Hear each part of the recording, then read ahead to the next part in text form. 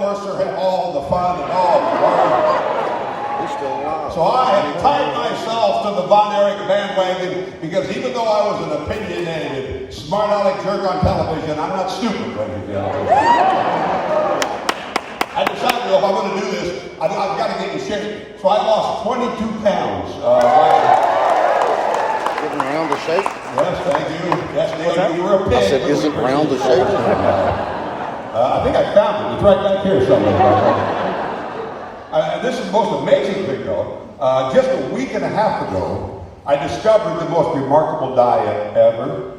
I was watching the news on CNN, and now I realize that I actually weigh only 215 pounds.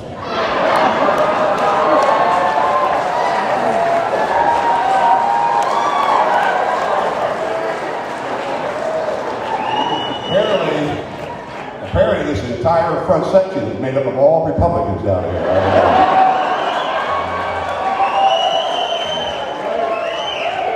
I'll wait for the rest of you, though. I'll wait for the rest of you. I mean, this is the basic thing. We are at the Majestic Theater tonight, ladies and gentlemen, because Kevin Von Erich has moved back from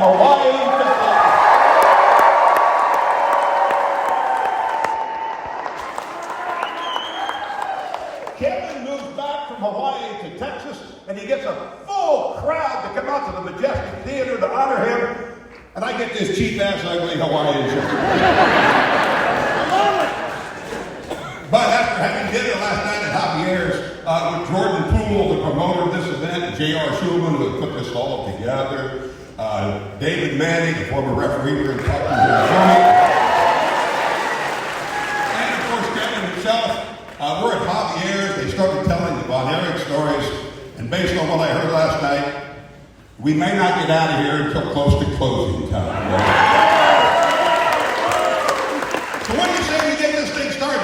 A former promoter, a former booker, and at one time the youngest referee ever in world-class championship wrestling, David Manning, ladies and gentlemen.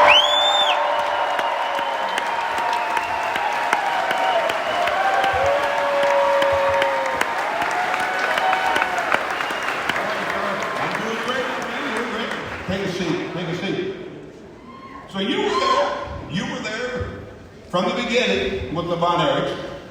Did you think that 40 years later, we would still be talking about the Von Erichs? Thank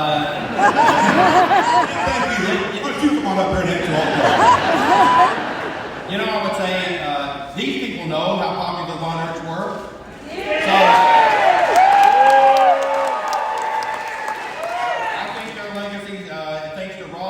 So, it's going to live on a lot longer than tonight.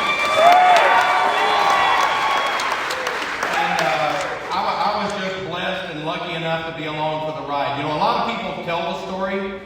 There's two people left alive that live the story, and that's me and Kevin. That's one of the real tragedies of this story. You were working for Fritz Von Erich.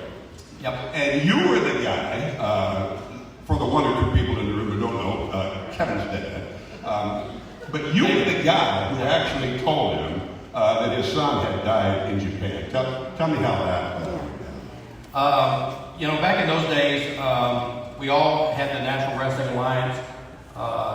Japan was all Japan Pro Wrestling. And so we had a little book that told who all the promoters and booker was. And representing Dallas was myself and Ken Mantell at the time as bookers. And my phone rings at like 2 a.m. in the morning, which is never good. And I pick the phone up, and I say hello, and a voice says, David Manning, Joe Higuchi, All Japan Pro Wrestling, David Von Erich dead. And I'm like, so I immediately think it's a prank. And I'm like, wait, what? David Von Erich dead. Now, I said, Joe, hang up, I'll call you back. And I go in and get the little book, and I look up All Japan Pro Wrestling. I dial long distance to Japan, call the office, and they answered, and I said, is Joe Higuchi there? And they put him on the phone, and I said, Joe, it's David. And he said, David Von Erich's dead. And he said, I'll call. I said, don't call anyone, I'll handle it from here. And so at that time, Fritz was building a new home up in Edom, close to Tyler. And I didn't want to call on the phone, so I got in my car, and by the time I got there, it was just coming daylight. Fritz was in the front. He had his motorhome down there. He was in the front. I could see him making coffee. And I got out of my car and I walked to the door. And before I could even knock, he opened the door and looked at me and said, "Which one?" And I think he knew something was wrong. He didn't know whether they were dead. He didn't think that they were necessarily dead, but he knew something bad. Something bad for me to drive down and be there at daylight. And so I said, "Fritz, can we sit down?" He said, "No, tell me." I said, "Fritz David's dead." And he stood there for a second. He asked me to come in, and we sat down. And he was like, "What?" And I said, "Joe Gucci called me. I don't know any details." And he kept looking at the bedroom. I knew Doris was asleep. And he said, "I want you to go into Edom. You call Japan. You find out what happened to my boy." And he said, "I got to talk to Doris." I know that Fritz Von Erich was this incredibly strong and self-disciplined man, but how does any man handle burying 5 of his 6 sons? You know, having Christ as your Savior.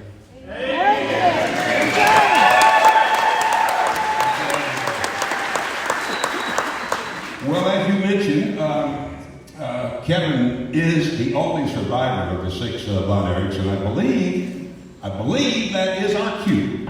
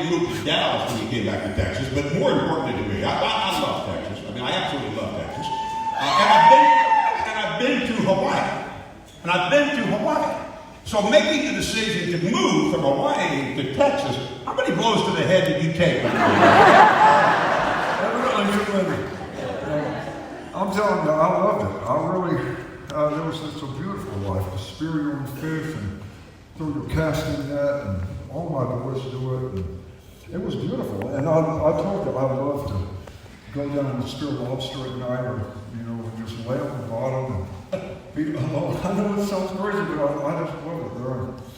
But, yeah, I've been there 18 years, and I miss Texas so much. You know, Hawaii doesn't have any mammals except a bat. A bat is the biggest mammal we have. There's no predator there, so they had a hawk, it's extinct now. You know, I told this story last night. Yeah, well, let me just set this up for you, because my point is you love free diving as you go. You did a lot of free diving. You told me last night you can hold your breath for like 3 minutes. Yeah. I can't shut up for 3 minutes. You hold your breath. But if you love free diving so much, I mean, what are you going to do? Dive in the lake? You go down like 7-8 feet here in Texas?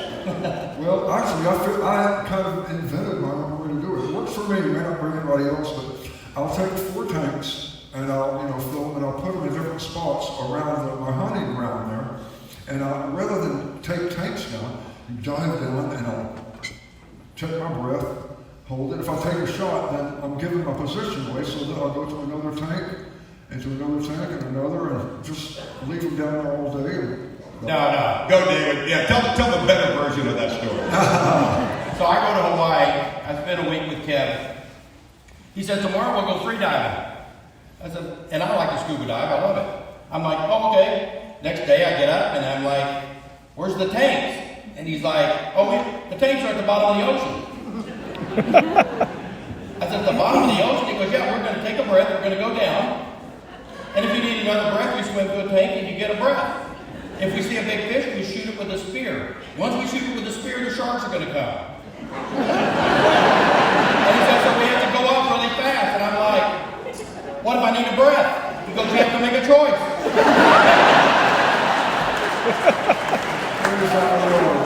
All right, before we do anything else, let's help you get comfortable. I know you're dealing with your back, so you might have to get up and down a few times, but I know you don't like wearing shoes, so let's get our shoes off and make everybody happy.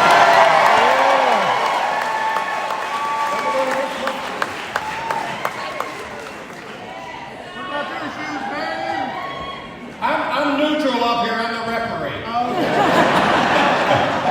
And by the way, don't lose those shoes. I'm on a pension now, so I can't afford to buy another pair.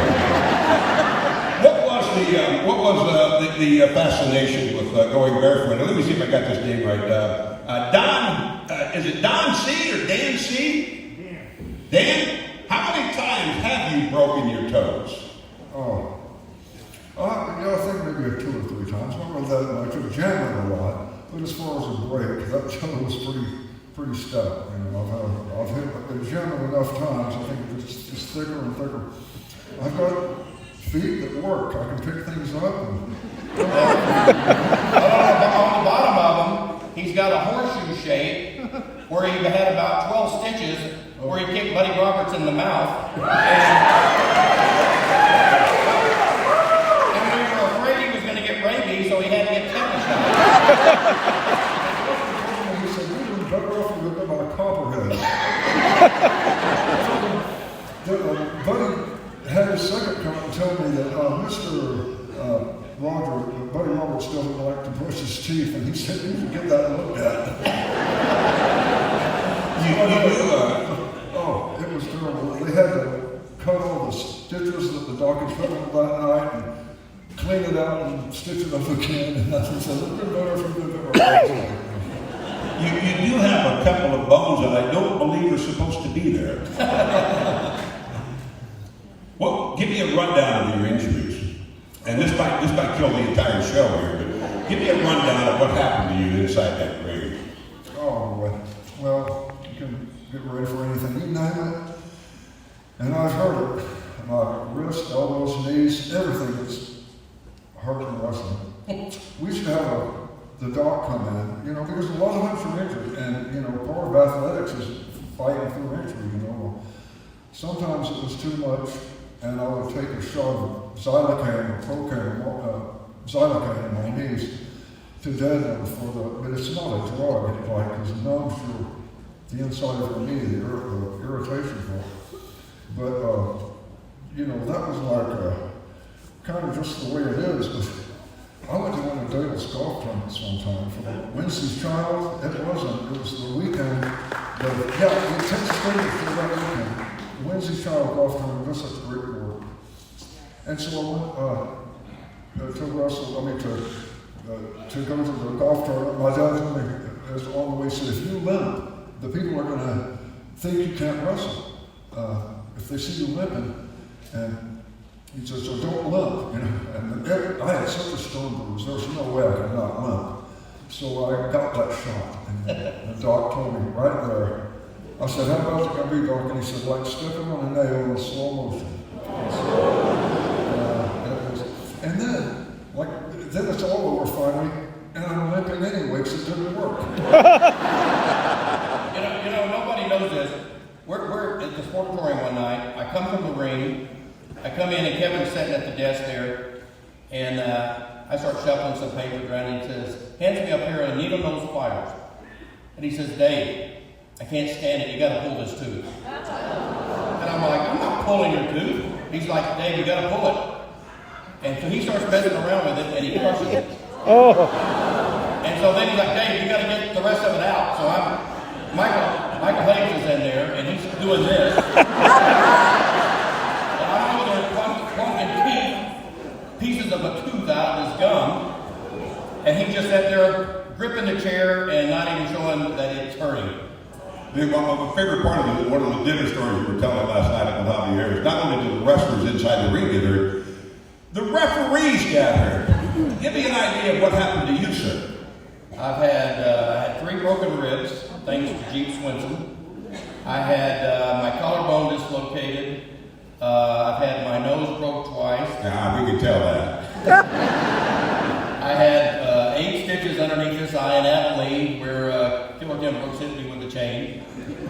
And so yeah, it's just another evening at the matches. And the time when they threw you over the top rope? Yeah, the people out here probably saw this. I came in and there's a bump you can take in wrestling where you go over the top rope and you grab the ropes and you twist your neck in the ropes. And it's very, very dangerous. You're not really supposed to do that. That's the David Manning style. So when I came in and Fritz asked me, could I take the bump? I said, sure, I can take it. And then I got out there and it was the match in Fort Worth where it was Kevin and Terry against Gino and Chris Adams.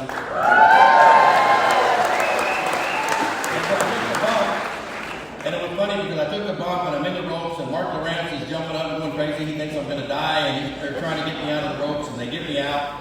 And the next morning we had to shoot interviews at Channel 39. Well, the guys at Channel 39 had the tape and they had rewound it and they kept playing it in slow motion. They wanted to know that I do that on purpose.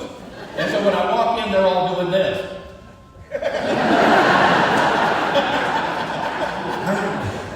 He was hanged on the ropes. Kevin, as you look back at this, what do you think was the fascination with the Von Erichs? I mean, there were a lot of great personalities in wrestling. There's always been a lot of great personalities in wrestling, but I think the Von Erichs stand alone. Why? Well, Dale, if you've watched our shows, I believe that the matches in world class, it seemed like they were just a quicker pace, more aggressive, and we worked harder. We just worked harder. Well, and the other thing to that was, I think the fans will agree with this. The other thing to that was, as the boys were growing up, they were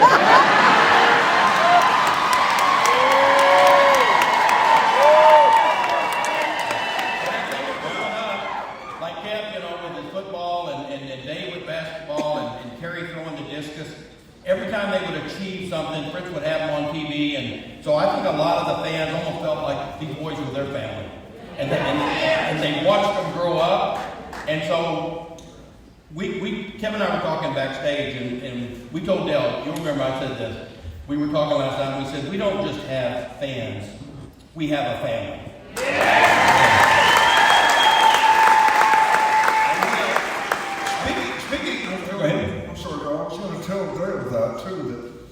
That for back this 39 years ago that our show was on the air. Can you believe it was out?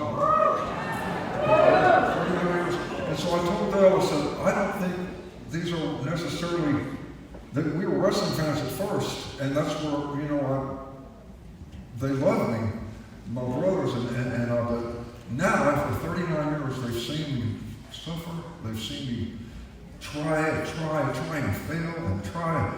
But then just now to come out on the other side, and they've hurt with me, and they've loved me, and loved with me, and that's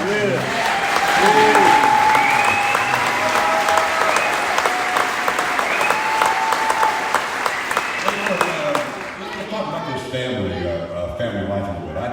I saw your dad wrestle in Omaha when I was like 10, 11 years old. And he was doing that Nazi salute and stomping all over the ring. He'd be canceled by Tuesday if he tried to pull that down. He was always the bad guy, but then you, as the sons, were always the good guy. What was the thinking and the process behind all of that? well, my dad was, in wrestling, there's no middle ground. You either want the people to love you or hate you. And so my dad feared a Nazi was about the lowest character you could be. That's what he was. He was a Nazi. My dad was one kind of man until he lost his son, my big brother Jackie. When he was electrocuted, my father, I think he wanted to die, and he wanted to make everyone he wrestled suffer it too. But he wrestled such a violent and aggressive style. He was the top draw all over the world. And we thought he was great. But my brothers and I would watch him wrestle, and when the good guy would start beating him, we'd hold our fingers in our ear and look down and say, "Tell me when Dad's winning, I can't take it." We couldn't look. But the people saw us, like they said, grew up on television, and it was just, I think they looked at us like they saw us grow up. We weren't pretending anything. We wanted to be like our dad, we wanted to do our best, and the people saw that it was natural, organic. Was there ever a time, or was there ever any possibility that you could have done or been anything other than a wrestler? To be anything, was there ever a time when you could have done anything else or been anything but a wrestler? Well, I used to wash dishes at Duck Inn. Phenomenal football player. Running back, punter, went to North Texas. At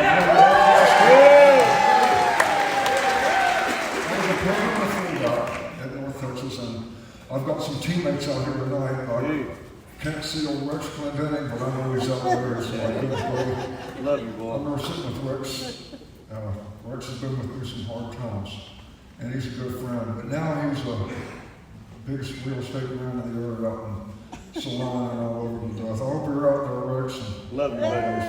Amen. Some of you guys. But you give your dad a great deal of credit for molding who you guys became.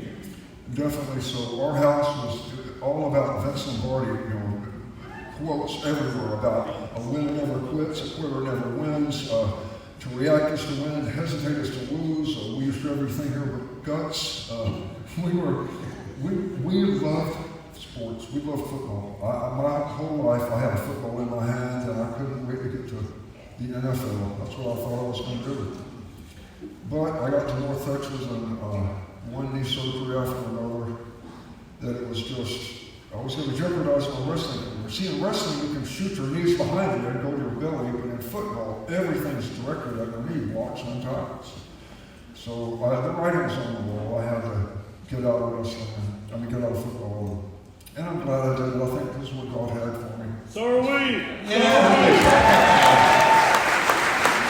Was there any jealousy among the brothers as a group? I mean, you jealous of Carrie, or Carrie jealous of you? Anything like that? Not really. No, we love each other so much. And I never saw any. Never. I don't think so, though. What about, you had to run into the bully at school that thought he was tougher than the Von Erich, did you? Give me your fighting history before you got into the When I was in junior high school, I got beat up every day because I had little brothers, and when you fight my little brother, they're going to fight me. And if y'all can remember back in the 80s, we used to fight.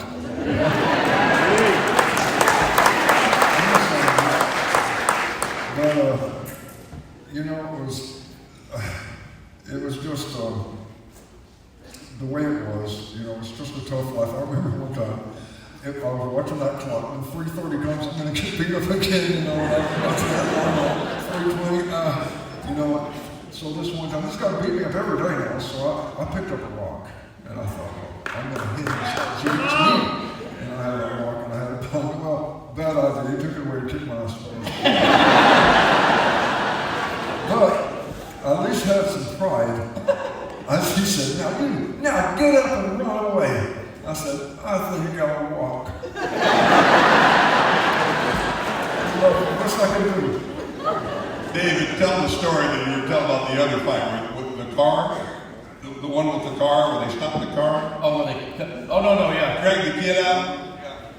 Yeah, so this was when Kerry was playing football. He was a senior. Me, Kevin, Dave go over to Lake Dallas to watch him. And we get there, and so at halftime, we go across to the store, and as we walk crossing the street, here comes a Mustang comes flying up, and it just slams on his brake. You know, like we're trying to jump back. Well, Kev's like, what's wrong with you? He's yelling at him, this and that. So the guy jumps out, he's ready to fight and everything, you know. And so Kevin's looking at him like, come on, you want to go? You want to go? So Dave, there's another guy in the car. So Dave looks at him and says, what are you looking at? So Dave goes around and yanks the door open, and he grabs the guy to yank him out of the car. But when he yanks him out, he doesn't have any legs.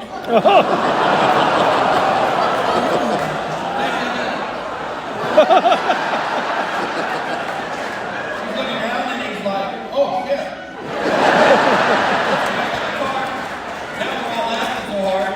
And the guy's bad mouthing him now, like, oh, you think I can't fight, you know?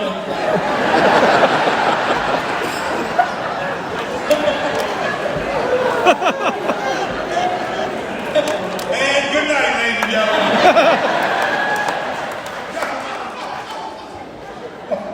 The guy also had a police dog, like a guard dog in the front seat with him. And so Dave he said, he said, get him away. And Dave looked over that dog and snapped him on the snout. He lost twice. So when you would come home from a schoolyard fight or some such thing, if you lost, was the reaction any worse from Fritz than if you won? Or, I mean, did he take pride that you beat the kid up, or did he slap you around for losing? No, it wasn't until about my junior year that I started winning fights. And so I didn't ever tell my dad a thing. If I got beat, that was my secret. There was also the other secret. One last thing, sorry, I want to hear about your dad. When you and Kerry were riding around, you got your driver's license, and you took him for a drive, and you had the BB gun. Oh, yeah. Yeah, go. I'll just be over here waiting for the end of this one. Go. I could tell the story, but I can't like this, but I don't tell that. Kerry was such a beautiful person. He was just full of fun and loved everybody. And he was a gift. But the children were very young, they were towards involved. But this is when we were little. Everything he did was cute. The girls loved him, the babysitters loved him, the teachers loved him, and he had something funny to say all the time. But we had picked this guy up, and he was a kid on junior high school. I just gotten my driver's license. And so we see Barry walking along. We said, cop in, Barry has BB gun, he'd been hunting, you know, so we get in, and we're driving along, and we start shooting mailboxes with the BB gun. We're shooting reflectors, and so Barry shoots a car windshield. He shoots it twice. I said, oh, man. And so, and when it happened, one of the Lake Dallas service trucks saw it and came after us and chased us. And we lost them in the woods, but they found us later. And we almost, you know, we were in trouble. And the adults were like, well, are you sure these are the ones? And, no, look like them. And so I heard my dad say, if my sons don't lie to me, and if they say they didn't do it, then they damn well didn't do it. Oh boy, when I heard that, I ran out the door. I said, Dad, we did it. Kerry came and they did do it first. Yeah, Kerry had already said, Kerry had already told that, no, Dad, we did not do it. We never gave a word. God taught us a man is only as good as his word, and you don't break that word. You don't give it. So you admitted that you did. Yeah. So Dad when I told Dad we did it, he looked right over at Kerry and said, Kerry, come here. And me and Dad, we're trying to miss a chance. He's looking right at Dad. And he comes up and says, Kerry, did y'all do any of this? I go, no, sir, Dad. They were trying to get him out of it, but it was... Carrie and I used to go, he would ride with me a lot when we go to the shows, you know. So Carrie and I, when we go down the road, if we saw a bridge, Carrie liked to gamble, I liked to gamble, we'd make a bet on the numbers. How high was the bridge? 12'4", 12'6", and we would bet whoever's closest won, whatever we were betting, $5, $10. So I had to go to Killeen, and then the very next week we were going to go again, and we did that demonstration. They let us drive the tanks and everything down to Fort Hood. Well, anyway, I'm going down there, and I know next week I got Carrie coming with me. So in my car, I'm writing down all of the exact measurements of the bridge, every bridge as it came. So the next week, Carrie gets in the car, you know, and here we go. First bridge is coming up. I said, what do you think?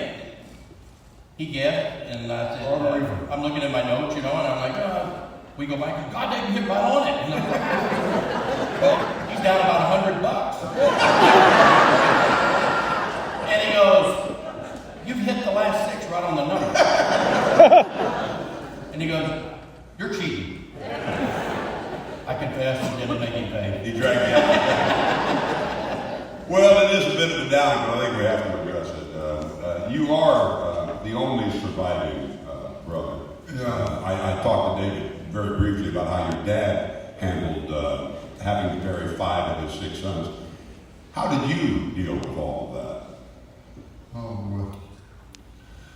Well, you know, I have to tell you, excuse me, I'm a little stiff and I'm going to keep moving on back. It freezes up. But when Dave died, it was like a blow to me that I really never got over, to tell the truth. And then after that, when Mike died, and then Carrie, it was just like this again, you know? And it was really tough, as tough as it could get. And for those 10 years, it was one after another. And it was one thing to, listen, I'm a Christian. I love God with all my heart. He's faithful and lifted and so I know what I know. And I want to tell everybody, you know, but I don't want to beat them over the head, you know. But I have a responsibility. I mean, hell is it's a long time, eternity. And so, during all of this, I was with my buddy Rex, and I said, we were talking one day, I told him that it's like God is cruel to me. And I was asking him, I say anything to God. I said that, and I felt like I know I've gone too far. And I went home, and I was reading in Jeremiah 30. You'll look it up when you get home. But it said, when you cry out, I've struck you with the blows of an enemy. My arrows are sharp. And words like this to me, and it crushed me. I mean, it crushed me inside. And I suffered. And I took a knife, and I opened my Bible's on Jeremiah, and I cut my finger with it. There's my blood. You want it? It was my worst time. But if you'll read all of Jeremiah, God lifted me up, and the happiest life I could imagine right now. I play with grandchildren all day, and not only that, my daughter Kristen is a Hanai parent. In Hawaii, we have a word called Hanai, and it's for parents that can raise children that, if their parents maybe don't have the financial resources or something, you know. We've had hundreds of kids come through our home, and every one of them we love. And they love us so much, and it's just a beautiful life. And you know, these are kids that have been taken from a parent from CPS, and a lot of it, you guys wouldn't believe. I said, Kristen, how many of these kids are here because of this meth, this crystal meth? And I said, 70, 80%? She said, no, Daddy, all of them. Yeah, and that's a problem out there, but we have these kids, and we have such love in our home. It's with God ruling above us. There's no better feeling to just think, no, I don't worry about dying. I don't worry about holding a mask in my face so I don't get a disease or whatever. Amen. So I think somebody that believes in God, that loves God, looks at death completely different than somebody who is godless. And they must be terrified of dying. Yep. There was a great story, or not necessarily a great story, the outcome was great, obviously, but you did have that low point where you did think about taking your own life. No. Close or not close? No, I knew that the devil wanted that. He hates, he kills, he takes, steals, and destroys. Yes. And so the last thing I do was kill myself because that's what it wanted. I'm just strong enough. And one last one, not quite as unfortunate as your family, but the legendary wrestler Kevin Von died last week at the age of 79. Wrestled for about 50 of those 79 years. So I'm thinking that had to be a rather interesting life he had, wasn't it? He's one of the best. He was One of the best. He was one of the best champions. Yeah. But, I say this, I like that Harley Race was right up there with Ric Flair, but Dory and Terry Funk, I thought were better champions. They were scientists in that thing. Jack Bishop was a good team. That was back in the 70s, but man, Terry Funk was a force. A lot of you may not know, but anybody here remember Luthez? Luthez was the champion back in the 50s and 60s, and he was the only champion that would literally take all comers. It didn't matter if you were in the business or not. When he would go into a town, if they had a badass that thought they could get in the ring with him, he would allow it. Well, we found out years later, we had a guy that worked with us when I first got in the business named Bulldog Eddie Fletches. And Fletch, he would grab you by the shoulder and he'd make you want to cry just with his grip. And so Fletch traveled with Lou Thesz, and he told me this story one time. He says, we would go into a town, and if we really thought they had a ringer, and Thesz had any doubt at all, we'd make him fight me the night before, and I'd beat the hell out of him. And then Thesz would beat the hell out of what was left. Kevin, you mentioned Ric Flair, maybe one of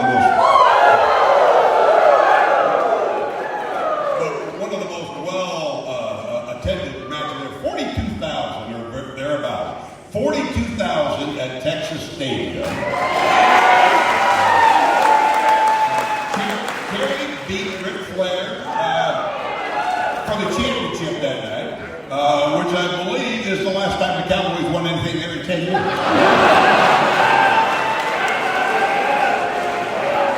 Maybe that Von Erich curse that carried over for the next time. But what was it like when you sat there and you see 42,000 people jamming their way into Texas Stadium for those matches? It was a great feeling because everybody there was there to, David just died, and it was just like an act of love. It was almost like this, it was a great day, and to have a victory like that, Kerry to get it was just great. I'm telling you, there was really no competition. I didn't feel that at all, really. I was so glad for him. Fritz, when we did the promo for it when we first started, Fritz went out, and we're doing it in August. And so Fritz makes the comment, we started talking about me, and Fritz says, we're looking at late night in August. As it gets late, you might even want to bring a light wrap, and and so when we get there, it's like the hottest day of the year. In the ring, they had a thermometer. It was 117 degrees with the lights and everything. And so after about the fifth match, people were sweating and they're panting. I went back and Fritz is talking to someone, and I went in and I said, "Hey Fritz, thank God you had them bring the wraps. They're carrying people out on them." Shut up, he said. What were the ticket prices for that?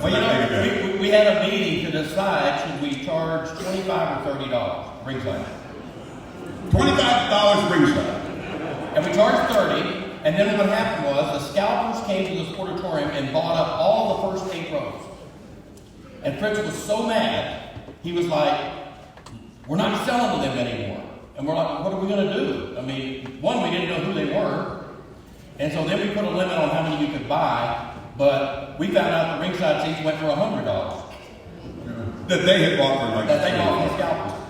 Yeah, when I mentioned at the very beginning here about you guys being rock stars in Dallas and certainly Texas, but it was worldwide. I mean, Japan obviously, but your trips to Israel just fascinate me. I mean, Von Erich in Israel, Von Erich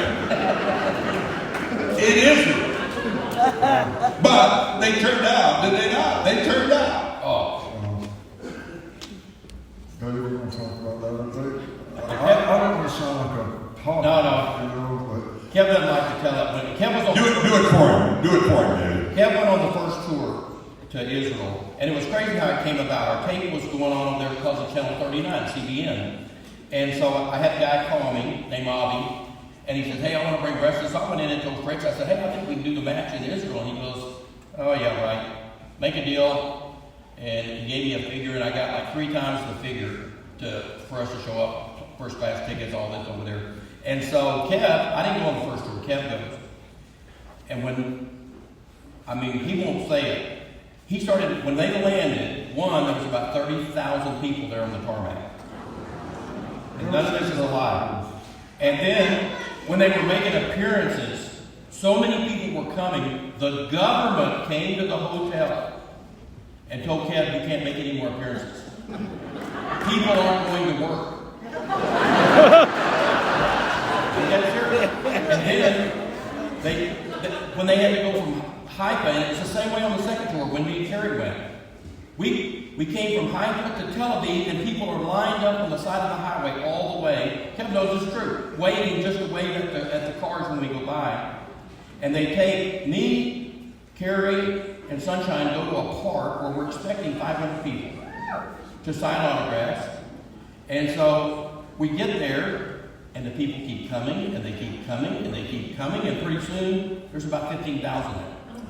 And we're in this little puppet thing, little stage, and so Kerry, there's a muscle guy, and he's got the weights, and they really don't weigh anything, but he's like, and he's looking at Kerry like, okay, I'll start him. So Kerry just takes him and picks him up. And so the people get excited, they start pushing, and then here comes what we would call here in the U.S. the SWAT team, and they grab us. I'm trying to grab Sunshine because people are just going nuts, and they're just trying to grab and clutch. So I've got Sunshine, and we're going, and they take us in the back, and we go underground into these, I'm telling you, tunnels that are probably half as high as this stage. And we're going through the tunnels, and then we come up, and they literally put us in like what we would call an Apache helicopter, and fly us back over, land us close to the hotel, and let us out. Same thing, no more appearances. I've gotten a letter from a little Palestinian girl, and thank goodness I read that one, and I was to come from Israel, I believe she was little Netanya, and I was so glad to get a letter from Israel, called Chosen People, that I wrote her back, and I did all I could to get a show going on over in Israel. We did get it, and it was this guy that sent me over there by myself, and I met everybody that hit me on the government station, and they just let me say anything, and I did. They're real politically correct over there. They didn't want me to say a word about Palestinians or Jews, or any of the graffiti that was on the wall, some in English, Well, I did it anyway. And it was, the people seemed like they all agreed with me, and it just took off. I'm known as a conservative voice in Israel now, but I have so many good friends over there. Amen. And after we go into Israel twice, I'm at home one Saturday morning, my phone rings. I pick it up, his voice says, Mr. Manning? And I said, yes. My name is Prince Ali. My dad is King Abdullah. I'm going to school in the United States. Who won the Von Erich match last night? And I'm like, this is the real prince. He said, yes. And he told me the school he went to. And I said, well, so I told him. And every Saturday morning my phone would ring, and it's Prince Ali. And now his brother is the king, but Kevin will tell you, for the longest time we had an open invite to come to the palace in Jordan and stay as a guest of the king. Well, there was another part of this Israel trip involving Chris Adams. I'm still trying to figure out, in all my exhaustive research that you know I have done, obviously, Chris Adams was the good guy or the bad guy in Israel here? Well, it depends on it. It was alcohol Chris Adams.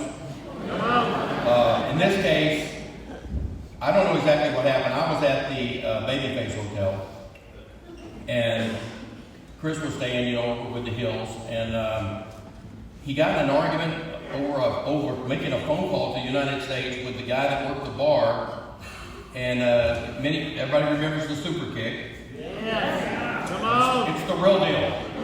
And Chris got mad and he kicked the guy with the super kick. and the way it hit him, it caused the guy's eye to come out. Literally.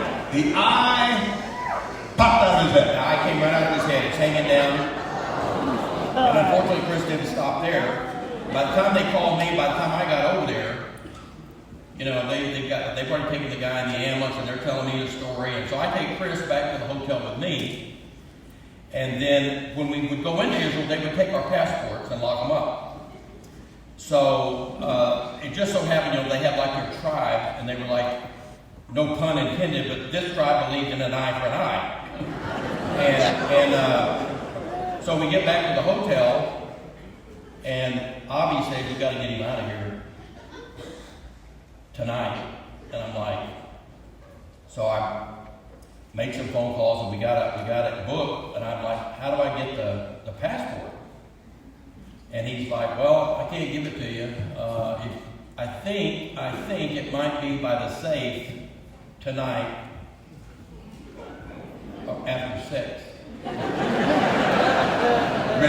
Maybe. So literally I go down, and there's nobody at the desk at 6, and I go behind the desk, and I go in this little room, and I'm looking around, and sure enough, there's the passport. So I take the passport, I go back. Chris has got a hoodie on, and we go out, and we go down the block, and we get in a cab. We go to the airport, and the flight's left out late at night. And so we get to the airport, and we're sweating bullets because we don't know if they've already locked his passport down or not. So I'm watching it, and he goes through security, and I know he's gone. I turn around, go back, get the cab, go back, have him drop me off a couple of blocks from the hotel. I'm running to get in the hotel. And I haven't been in my room 20 minutes. Bam, bam, bam, they're beating on my door. And I get up, and I'm trying to look sleepy, and I go to the door and open the door, and here's the police, and they're like, Chris Adams here? And I'm like, no, why? And then I'm a little scared because I don't know if they've already seen camera footage or what, but I was like, no. And they're like, oh, they're reading me the riot act. They're talking also in Israeli. Well, then one of them gets a call on the room phone, and then he slams the phone down and he says something in Israeli, and Avi looks at me and goes, Chris got out of the country. I said, no, you're kidding. And so, thank God I was only there 2 more days, because I was afraid I would have to get out of the country if they figured it out. Well, here's what I also find fascinating, Kevin, is that you had this love affair, obviously, in North Texas. They're crazy about you in Israel. Japan is dying to see any of the Von Erich wrestle. And you end up going to Beirut, Lebanon. One of the great vacation spots on the globe. And tell me about what possibly possessed you to think, what I'd like to do is go to Beirut, Lebanon for the weekend. Our show out there, we were being transmitted out of the CBN has in Nicosia, Cyprus. It's what is that company? believe Pat Robertson has the CBN company there. It's a Middle East television, Middle East TV they call it. And they were using wrestling, our show, as a lead-in to the 700 Club because, Pat Robertson used to. So it seems like something they would have programmed in Channel 8. But, the president told me, President Herzog told me in 1985 that the only time there was a ceasefire in Israel was when wrestling was on. Not only that, Tom Landry goes to Israel. And the great Tom Landry, he goes to Israel. Yes. And he told us, he's telling Fritz the story, he said, yeah, I went into a diamond store, and I got my wife with me, and we're looking, and the guy recognizes me. And he goes, oh my God, you're the coach. And Landry stuck his hand out, and he said, you must know the Von Erich.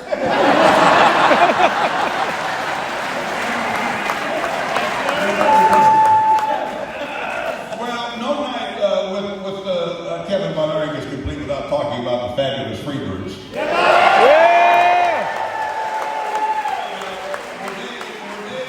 Were they the wild bad guys, or did you guys have a role in that too? It was all out all the time. But those guys, Terry Gordy, I gotta say, we talked about Terry Funk. Terry Gordy was such a solid, strong battleship of a man. He was, I have to say, I respected him so much. And it was a two-way street. Now, Michael Hayes is a big talker, and he's extraordinary. And I'm not going to say anything bad about him because, Mike and I are friends. But Terry, I have so much respect for him. And Buddy is like a crash test dummy. He can take anything. Buddy's a psycho. He was on the bus in Israel, on the airplane on Israel. He gets drunk and he starts screaming, "You killed Jesus! You killed Jesus!" He's screaming at us for getting off on the tarmac. I got one side of it, he's drunk. I got one arm, and Michael's got the other one, and Buddy's looking around at all the people on the tarmac, and he says, "You son of a bitch, has killed Jesus." So let me see if I got this straight. You got one guy hollering out, "They killed Jesus." You got another guy kicking an eyeball out of the guy.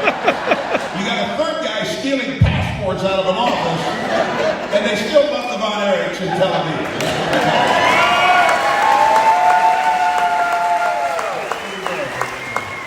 Have you guys ever looked across the ring and thought, maybe our stories have gone just a little bit too far?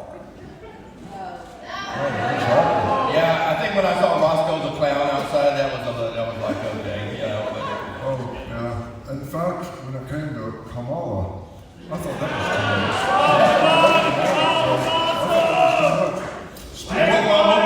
And for those of us who don't know, what was the too much part of it? Well, the Bugsy McGraw and the clown thing, with the Roscoe the Clown, I wasn't for that, I wasn't like it. But let me tell you a story about Kamala when we're talking about Beirut, because he was with me in Beirut, that church we're talking about. And so we get into the stadium, into the airport, and it's filled with Lebanese soldiers. And they've got their guns on us, and they're acting pretty tough. They didn't like America. They liked me, but they were treating the wrestlers pretty bad. They had, holding us at gunpoint. And then came the Syrian soldiers. Let me tell you, the Syrians are the boss in Lebanon. Because those Lebanese soldiers just started getting out of the way and, waiting on them. The Syrians are the boss over there in Lebanon. So there was this one guy, this is a rough story, but there was this one guy, and I said, I was talking to all these guys, they speak English, and I said, "What do you do here?" He said, "I grow the hashish." I said, "Oh, is that legal here?" He said, No, it's not legal. Why do you grow it? We sell to the Americans.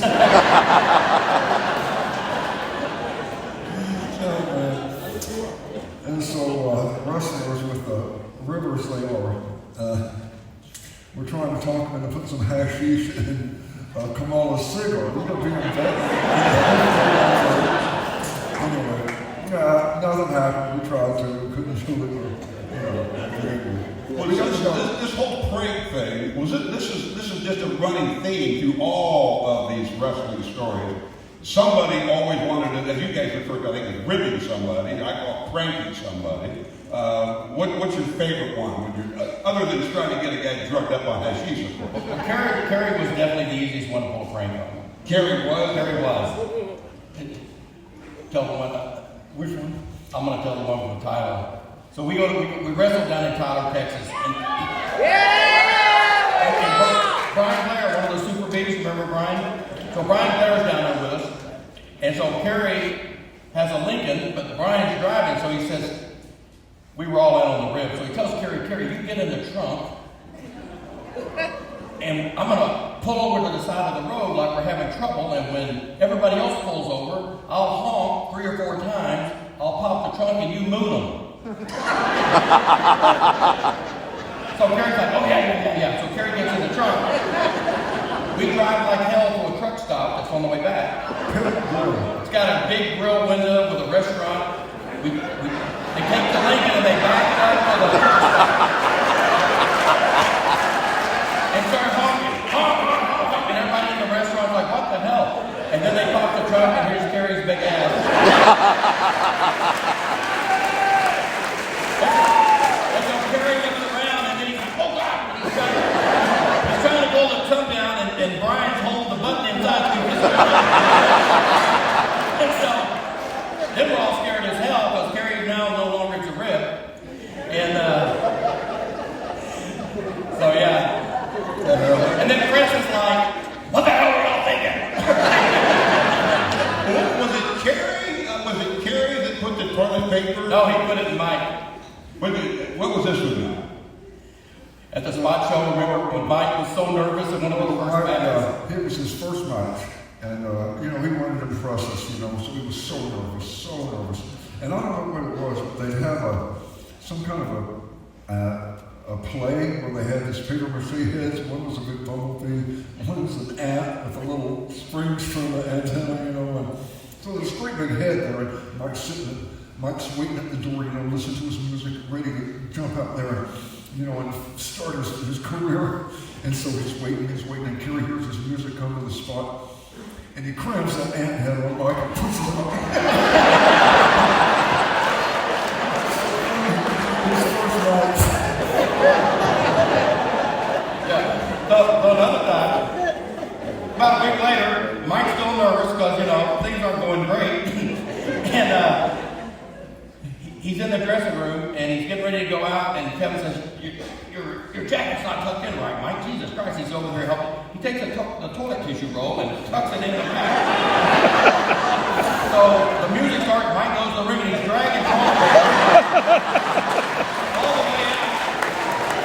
And he didn't realize it until he gets almost to the ring and he's like, oh God! I pat him on the butt and said, have a good match.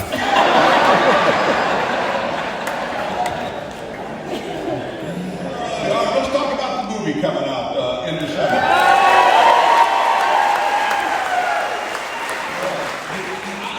The Iron Claw. They wanted to make a movie about my life at one time, but Wilford Brimley wouldn't shave his mustache, and he died. The Iron Claw and Silver Tongue. But you got Zac Efron. Now, I have no idea who that is. Is Zac Efron the right guy, or would you want somebody else to play you in this movie? My daughter is love the God. I don't see all the movies, I've got. I just don't. But, I was worried about this because, I love my dad so much, and the way I hold him in such high esteem. The kind of things you see on YouTube, they're crazy laws on there. I mean, some guys will say things that I don't go into it, but, and by the way, we are going to have a question and answer. You guys can ask me anything you want, and when we do ask some questions, I want to say that I held Kerry and me and Dave, we loved our dad so much, and I just couldn't bear for them to come out and start doing that kind of talk about him, like being shifty and greedy and all that. He was not that way at all. His handshake was a contract. It was He was the most formal man I've ever known. You know, Kevin and I had talked. They had called him. He told the producers they should call me. I've been blessed with a memory that, like, you know, Kevin was around Fritz every day at home. I was around him if it was at the office, or if not. I had a beeper. Fritz got me. And it only had one person that had the number. It was Fritz. And I better call him when it beeped. But we talked about them. We're praying that the movie is good, but we don't know. Are they giving you much ability to have some legitimate input into this or not? Well, actually, no, I don't know a thing we're going to do. Really? I don't know. I have no idea. But Ross and Martha, my two sons, did go out to Louisiana where they've rebuilt the Sportatorium. And they did some stunt work, you know, for the wrestling scenes. And so they'll be in there. And then my little angel niece, Holly, went out there, and she was with them. And when the actor came out who was going to play my dad, I thought the hardest part to this would be trying to find somebody to play Fritz Von Erich. I mean, any fellow that's going to look like me, you know. But my dad, how are they going to do that, you know? I didn't think it was impossible at all. And Holly, sweet Holly, who loved my father so much, it was, when she saw the actor that's going to play Fritz, that's playing Fritz, she cried. I mean, she gasped, cried. And the actor that was doing it saw Holly cry, and he had tears in his eyes, and he heard it, and I thought, well, when I heard that, I think this movie is going to be something they've really tried hard, or they really poured their heart in. It might not be completely accurate, but who knows? Let's see. I don't know, but I think they're going to really pour their heart into it. And Sean Durkin, who's the producer, told me that it's a labor for he's loved the Von Erichs, and his whole life, and it's something he's wanted to do. Since he's a little boy, he's watched it. So it could be really good. They're going to let me look at it around mid-September, so we'll see.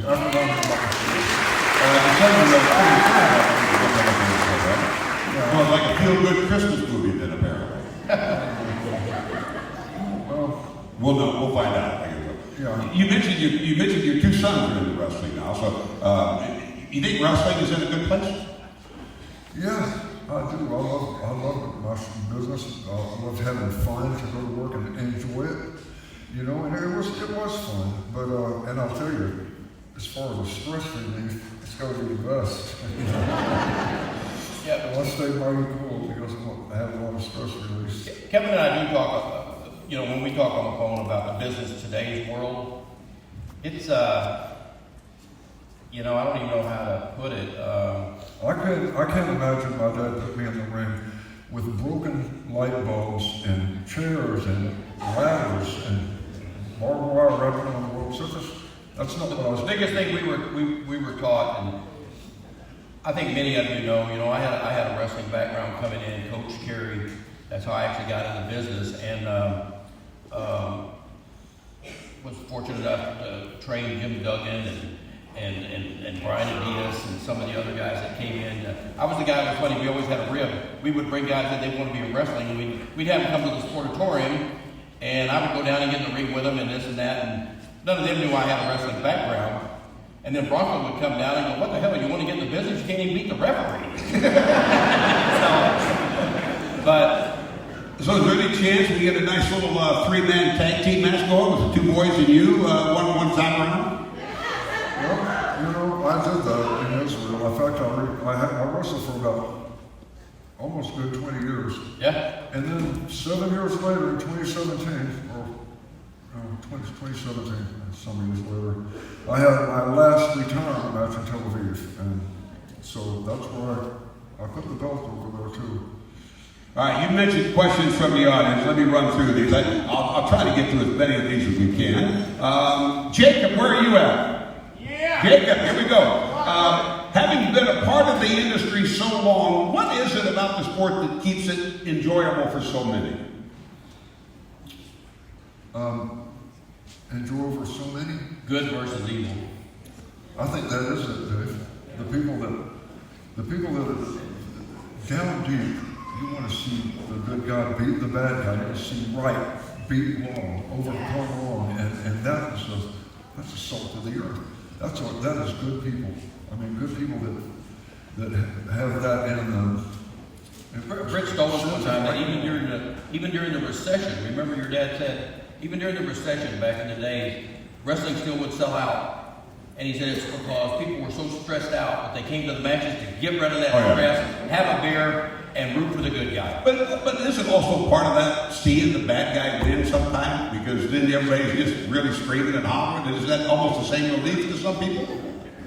Well, the bad guy wins sometimes. That's life. Marta G, what advice did you give your sons about wrestling when they decided to make that step? Well, just like my dad told me, if you're going to do anything, you do it right, do it with all you've got, pour your heart into it. And so that's Texas way.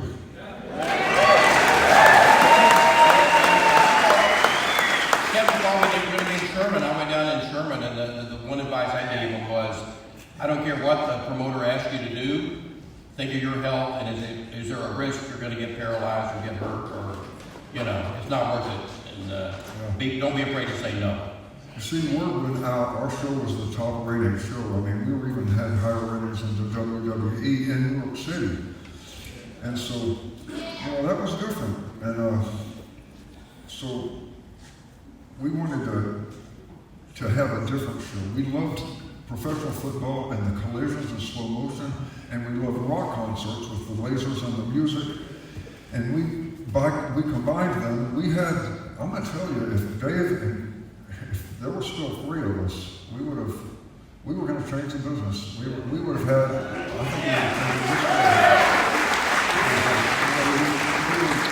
think you put your heart into anything, you get out of anything what you put into it. And I mean, it's work hard, and word went out, if you want to come to Texas, you better be able to defend yourself.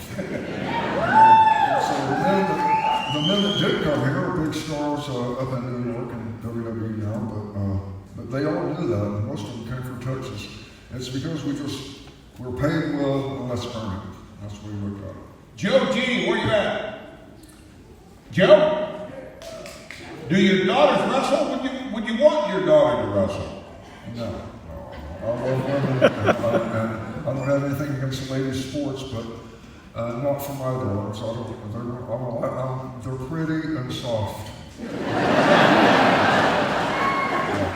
Chandra North. Chandra, do you ever know what happened to Sunshine or Precious here? Yes. Precious is still married to Jimmy Garvin. And we just saw Jimmy, by the way. We just did a thing for The Rock. Some of you probably saw it. We were out in California for Tales of the Territories. And me, Kevin, Brian, and Diaz, and Jimmy Garvin. And he's still married to Precious. He retired pilot from United. Sunshine, we all wish we could talk to Sunshine every now and then, but she just kind of disappeared, and the rumor is she lives up in Florida, and she doesn't really want the limelight. I don't understand that concept. Yes, so in Israel, they had, who's the most beautiful woman in the world? Farrah Fawcett came in second, Sunshine won it.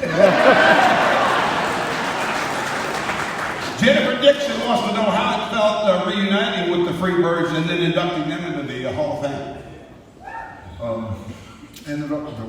Inducting the Freebirds into the Hall of Fame. Did you induct them? Yeah, that's right. Made a big impression on you, apparently. But there are guys that rose to the top. They aced what they wanted to do. They became, the Freebirds were great, but I don't want to take anything away from Chris Adams and Gino Hernandez too. And you hear all the time about the Freebirds and Von Erichs, but Chris Adams and Gino, Chris was tough. Chris could fight really well. Not only that, Kevin probably agree with this. The number one heel, when you bring back the days of the past and you start talking, that they bring up is Kabuki.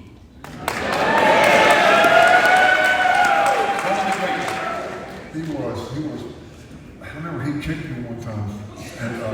And in wrestling, you should never turn your back on your opponent, because when the guy turns his back on you, that's what we always say. If we're going to take somebody out, then we get behind them. When you get behind somebody, you can do anything. You can't be stopped. Well, Kabuki. Yeah. Also, Kabuki. He spins his kick at me, and as he does it, and I've never wrestled him before. In fact, there was no such thing as a super kick. This is just Kabuki turned his back on me, and I went to step, and so I thought, "Oh, you idiot!" And so I went to step in, and he came around with that kick like that, broke my cheekbone, knocked me goofy, and I remember, and so I'm in the ring, and I was like, I just woke up. And I looked around, I see the kids and the people, I said, they're in my house. I've been knocked out. And so, but it was my dad came in, and the match had been over, and Dad, I went to the camera, and Dad said, look at this. It didn't hurt a bit. I said, it felt great. Wes Stacker is sitting right here in the front row. He wants to know if you have any memories of Abilene, and is it true that you wrestled Kerry there once? Wrestled Kerry? Yeah, as a matter of fact, I did. You did? Yeah. How'd that go? Well, the Freebirds didn't show up. And it's either give the money back or wrestle each other. And so we said, God, what do we do? Give the money back or what? He goes, wrestle each other. Okay. Hey, look, the best story though out of Abilene, Kevin and I were just talking about this downstairs. The bear, they brought the bear in to wrestle in Abilene, and so they got the cage around the ring, so the bear can't get to the fans. And unfortunately, I had to referee the bear many times, and it was always scary because you never knew what the bear was going to do.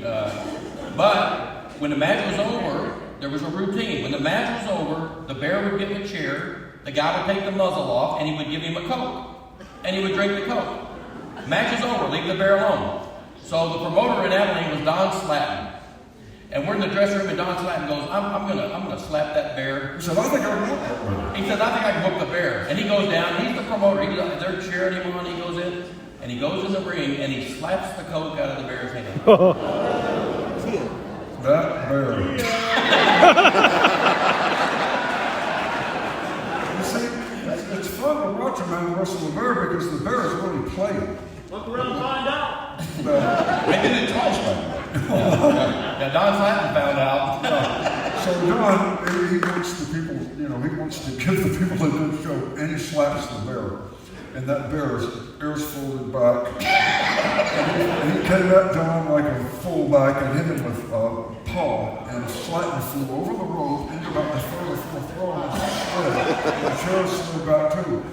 And I guess, he must have knocked him out for a minute because he figured that the bear would, it's over now, but that bear, those ears were still back and he was running. The bear was holding the chain, was dragging him. The owner got the chain trying to hold him, and he's dragging us.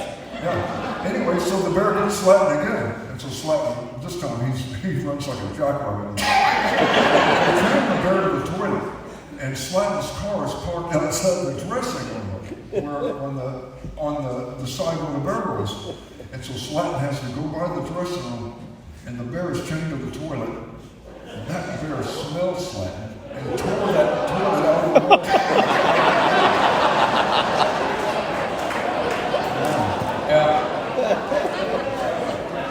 This has to take you back a bit.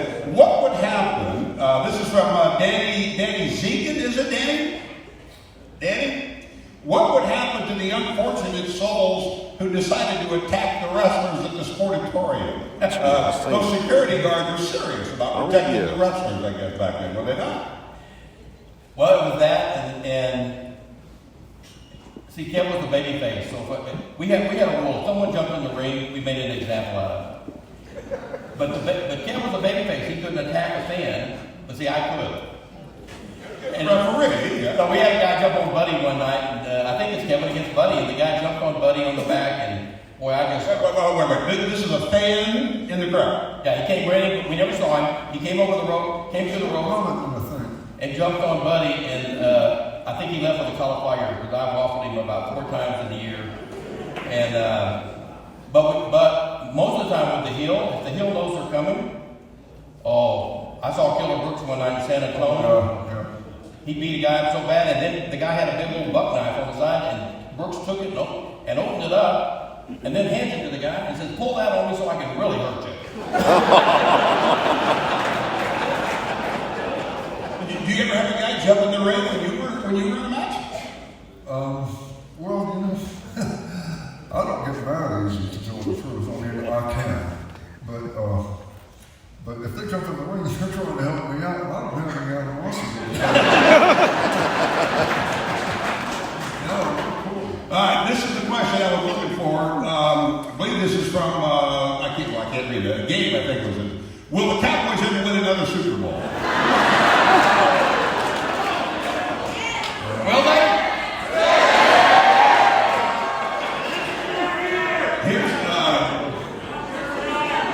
Here's the bottom line. You have all had great questions. I'm sorry I couldn't get to all of them, but you had a bunch of good questions. I think we've talked about everything possible. But I ripped this off from Stephen Colbert. It's one of my favorite bits he does, to really get to know you. I mean, I think we've talked a lot about your life. We talked about your family. We talked about the good and the bad. We talked about your father. We talked about your world travels. But there's still 8 questions that without question will identify you so that the audience will know you better. Are you ready, sir? This will be very easy to do. Number 1, what do you listen to on the car radio? Oh, well, do radios even work anymore? You've got to have an iPhone and know how to work it. But when I did have a radio, I liked Motown, to tell the truth. I liked Temptations and Alan Wing, but also I liked rock. I remember Little Stranglehold. Stranglehold, yeah. And, that was, when it came to music, I picked the music for the brothers, but not for Kerry, or actually Jay balked at that too, but Kerry picked Rush.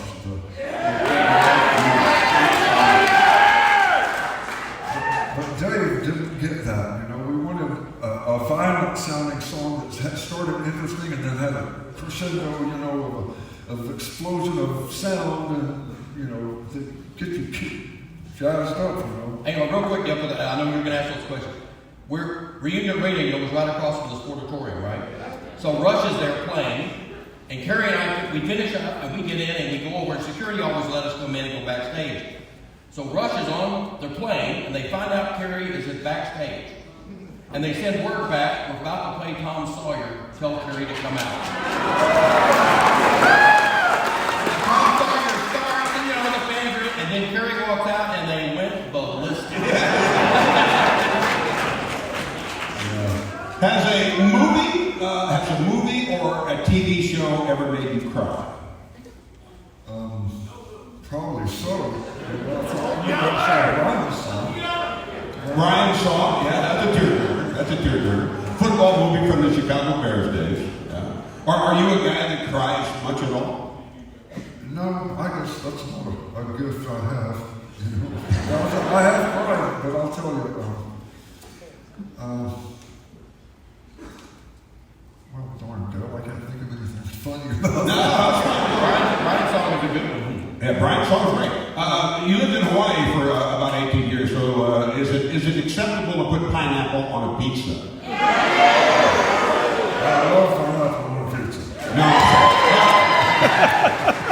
Would we put like radishes on a cake then too? Or pineapple, seriously, you put pineapple on a pizza? Yeah, I eat pineapple on everything. I love pineapple. The toilet paper in your house, over or under?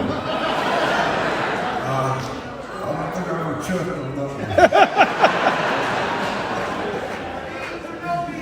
If I put you in a time capsule, would you like to go to the past or to the future? Past. Where, any place in particular? Well, I love wildlife, and I'd love to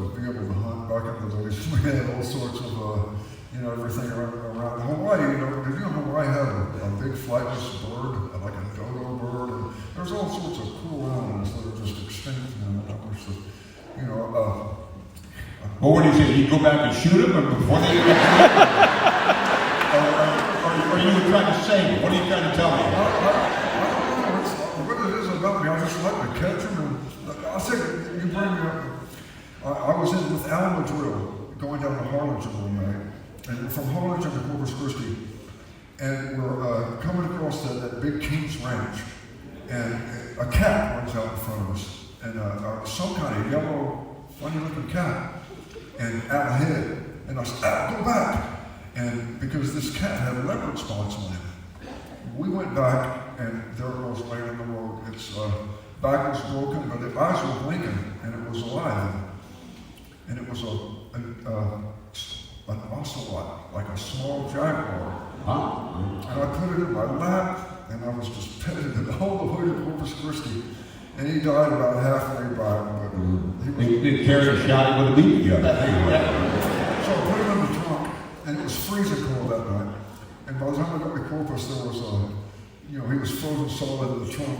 So I got my bag out, and I got the cat out, and I held it like this.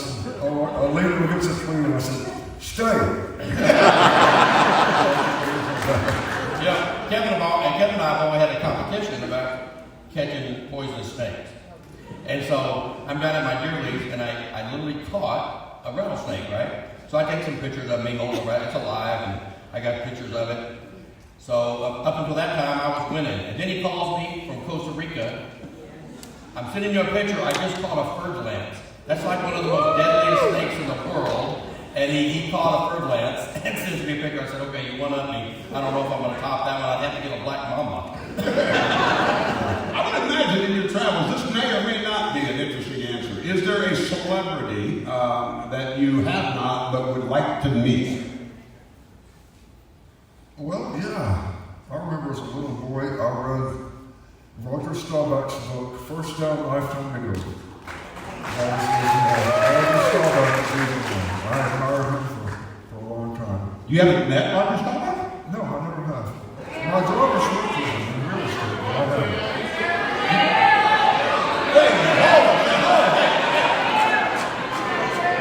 Ladies and gentlemen, Roger Staubach. Roger, I can call him on the way home tonight so I can meet him.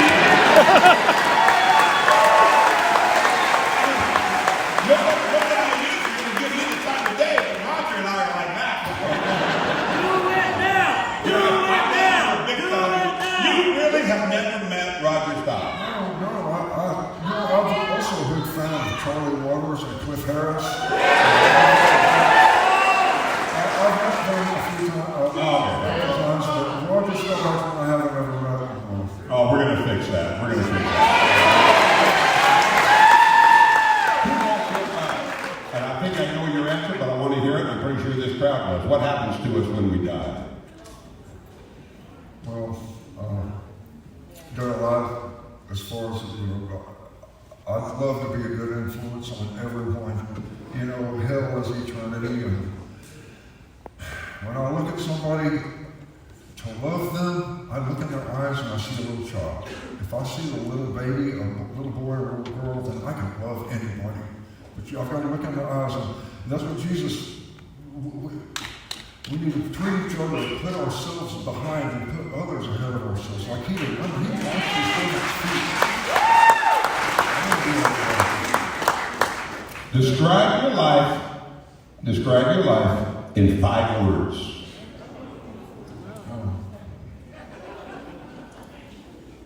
Describe my life in 5 words. Chaotic. Yeah, imagine. And peaceful. And I'll tell you, I've never been happier in my life. I'm happy every day. I think that's 21 words right there. I can't. Would you do it all over again? If you could, do you have any regrets? Would you like to do it all over again? There's some things that were terrible that happened, but you know what? If they hadn't have happened to me, I wouldn't have got the insight from overcoming something. We gained so much from overcoming. I think that would be I'd be remiss if I'd lived my life and avoided the things that directed me to this day. The Von Erich legacy continues, ladies and gentlemen, with his two boys, Marshall and Ross. Kevin Von Erich, ladies and gentlemen.